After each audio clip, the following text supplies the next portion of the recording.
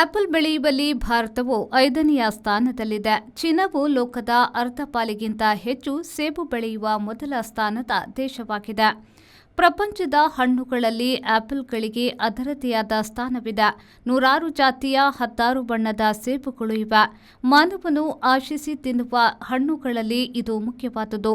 ಇದನ್ನು ಪಡ್ಡಿಂಗ್, ಚಟ್ನಿ ಇತ್ಯಾದಿ ಮಾಡಲು ಕೂಡ ಬಳಸುತ್ತಾರೆ. ಜಗತ್ತಿನಲ್ಲಿ 98 ದೇಶಗಳು 48.26 ಲಕ್ಷ ಹೆಕ್ಟೇರ್ಗಳಲ್ಲಿ ಸೇಬು ಬೆಳೆಯುವರು. ವರ್ಷದ ಜಾಗತಿಕ ಉತ್ಪಾದನೆ 9.58 ಕೋಟಿ ಟನ್. ಚೀನಾ ಲೋಕೋತ್ಪಾದನೆಯ 50 ಪಾಲಿಗೂ ಹೆಚ್ಚು ಬೆಳೆಯುತ್ತಿದೆ.